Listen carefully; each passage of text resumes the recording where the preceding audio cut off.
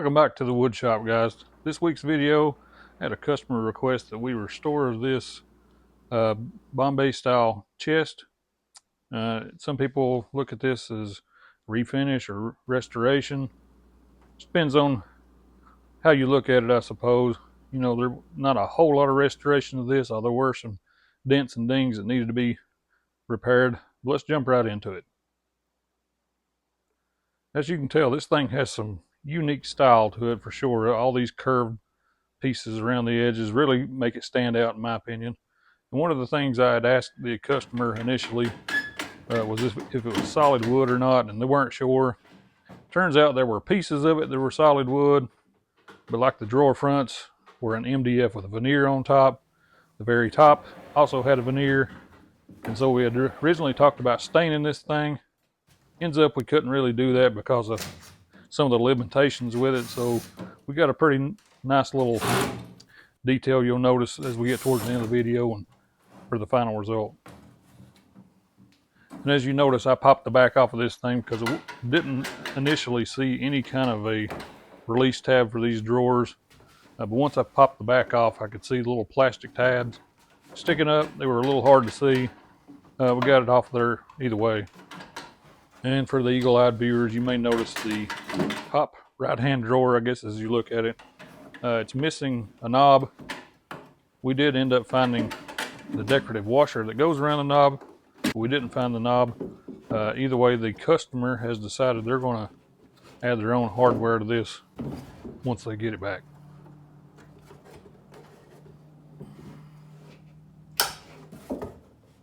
And as you can tell here, I went straight into sanding. I didn't want to do any kind of stripper or scraping too bad on this because, as I said, it's a veneer, very thin. Didn't want to take a chance on sanding through. So we just started with a somewhat fine grit sandpaper just to get the top part sanded off. That part we're actually going to stain.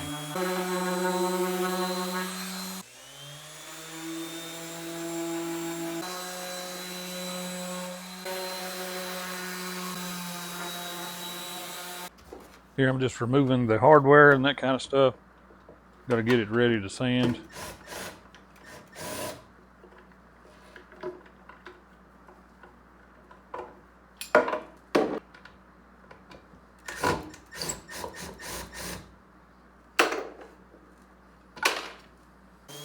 It was at this point I really found out that it was MDF in certain areas and veneered plywood in others. The drawers themselves, like I said, they had a veneer on the very front, but the edges, they were so sensitive to sandpaper, you could just barely wipe across and it would take the color off almost immediately. So that one, we have to go with the paint. And as you can see in this shot, I used a little bit of wood filler. This thing looked like somebody had went at it with possibly a stick pin or something like that in just several areas over this thing.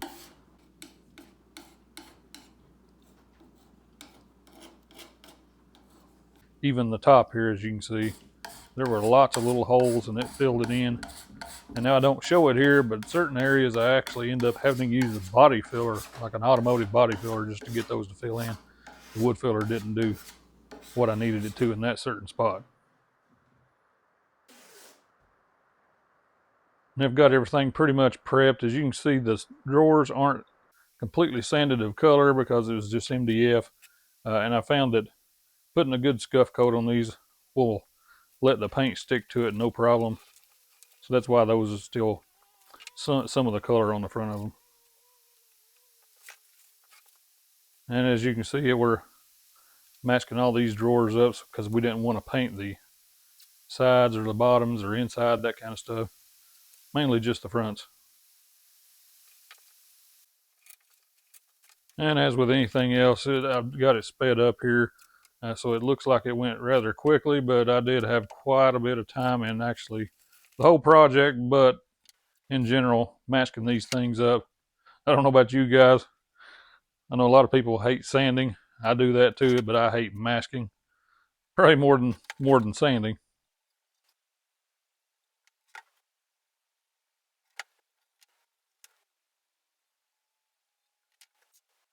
So the top was a little unique in trying to get that thing masked off just because of the curvature of it, trying to follow it, like it needs to and not look kind of goofy once it's all took off and set back in place. And I did have to end up touching it up a little bit, but I think it turned out great.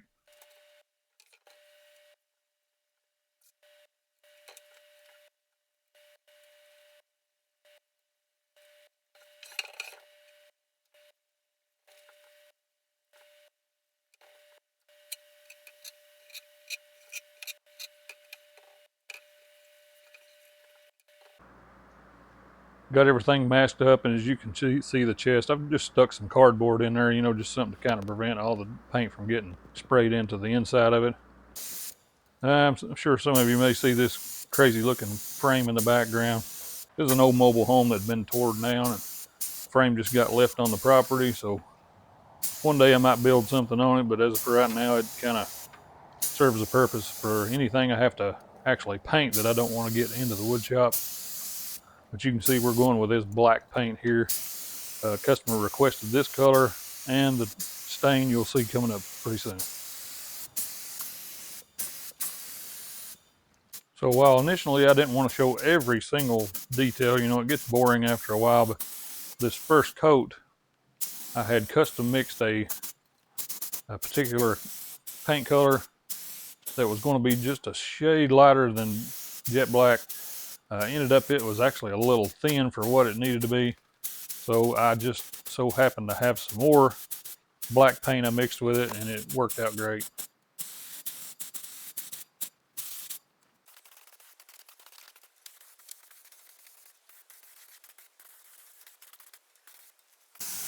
Also, I don't show here, something reacted with these drawers, and I'm not sure because the dresser didn't, or the chest didn't have this issue, but the drawers, I'm not sure what actually was the deal with that. Ended up having to let the paint dry, scuff it again with some 220, and then reshoot it again.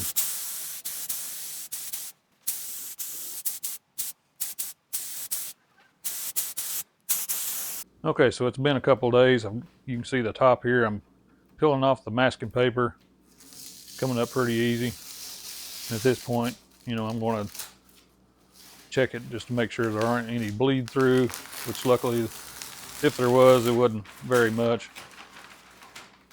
And the tape comes up very good. Luckily, it didn't stick to the veneer and cause any issues there. And as far as anything else, I had to only touch up the black paint in a couple areas up here, so luckily it wasn't too bad. Just a little quick touch up, and it was good to go.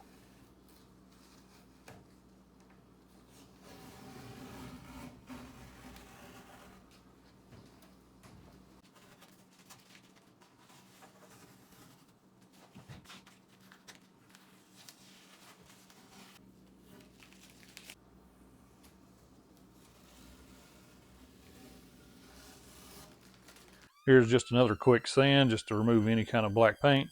And as you can see here, the customer chose a red mahogany stain. Now, naturally, sometimes you don't know how things are going to turn out. This appeared to be what I would think is a cherry veneer. So I wasn't sure how the red mahogany was going to look on top of this, but once you see the end of it, I think you'll agree this was absolutely beautiful. Now, as far as finishing goes, my go-to has always been an oil-based stain and a water-based top coat, polyurethane, and generally I prefer a matte finish. That's what we put on this one. Something about watching stain being applied is kind of satisfying to me. I just love watching it go from one color to another, especially when it's a color that's this pretty.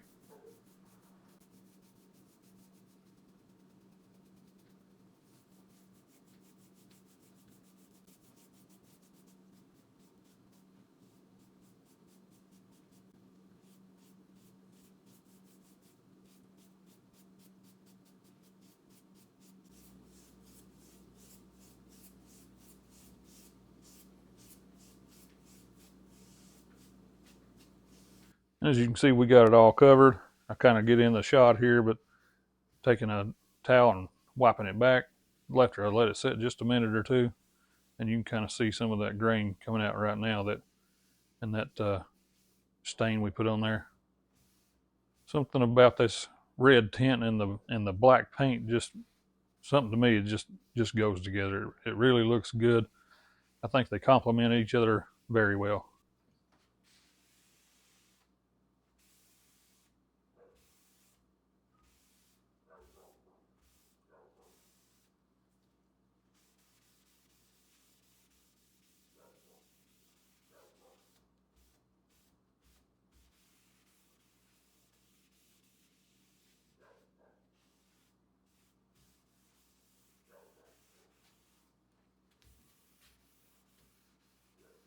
Okay, so after letting the stain set up for a day or two, I'm ready to go with the top coat. And as you've seen there, the Minwax polyacrylic water-based matte finish, stirring it up a little bit. And I always use a strainer with this because sometimes it seems like you get a little bits of the poly that has maybe hardened up or something to that extent. So I always use that strainer, make sure I fish out any of that.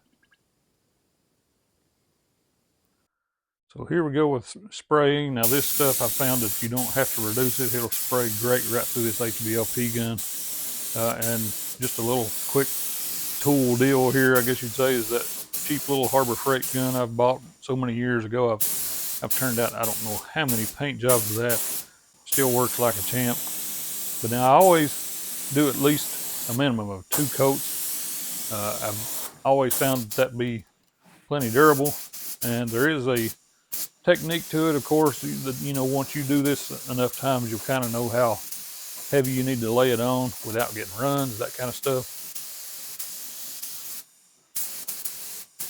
Actually, as far as woodworking goes, I've been doing it since I was a teenager, but now as far as painting goes, I actually got into painting when I couldn't afford to pay anybody to paint a vehicle I wanted painted. So I decided to try it myself, and it just went from there. Now I've been painting for quite a few years, probably since I was in my late 20s, and I'm 43 now, so that kind of tells you how long I've been doing it. Not a pro by any means, but kind of know what to expect when I'm doing this.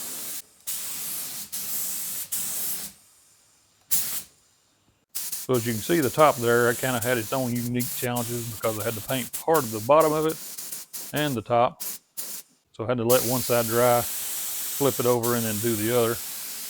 But as you can see, this top, that's where it's really going to make everything pop when you put that clear on top of that red mahogany stain and that cherry veneer.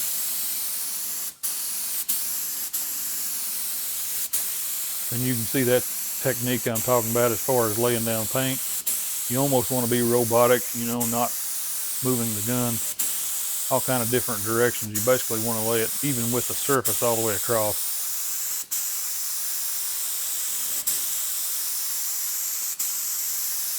So basically the way I spray, especially you can see here on the top, I want sort of a heavy coat, a wet coat, as it's called. I don't want any dry spots because that can kind of creep up on you later on.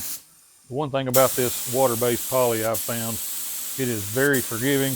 If you do end up messing up, just let it sit overnight, or a couple of hours at least, especially if it's warm. You can come back and kind of correct a lot of that and then spray again, and it's very forgiving. That's why it's my go-to.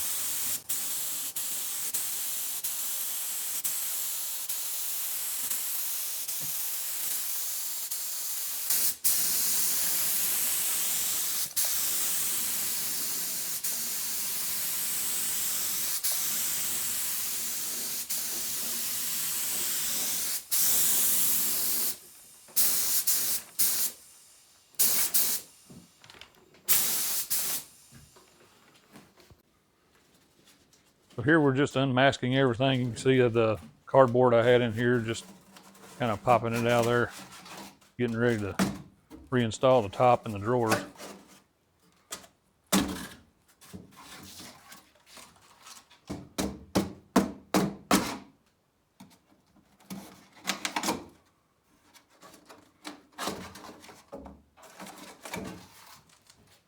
It's really kind of a shame all that time you spend masking, and you can take it all back off in here in just a couple minutes. Definitely a big difference from how long it took to actually mask it up.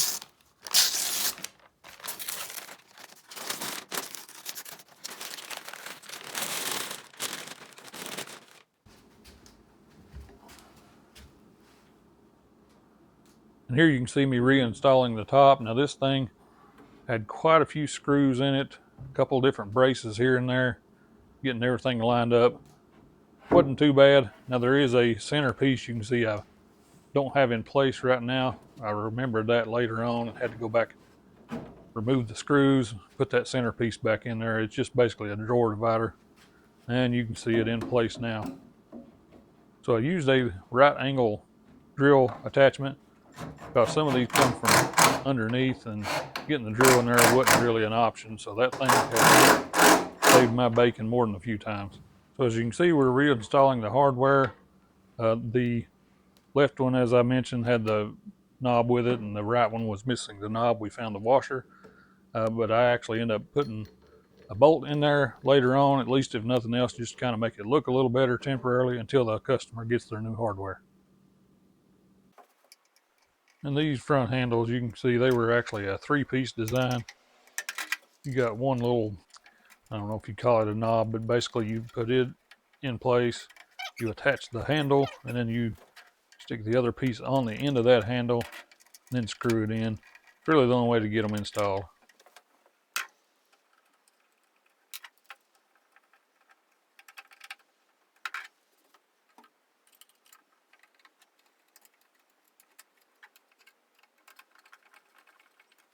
You can see here I put just a touch of paste wax on the drawer runners just to make it slide a little easier. And I had the camera in the wrong place to show you the top drawers, but anyway, we'll show you the bottom drawers here, how we got them installed. Once you push them so far, they actually, little plastic tabs actually snap up, keep them from backing out.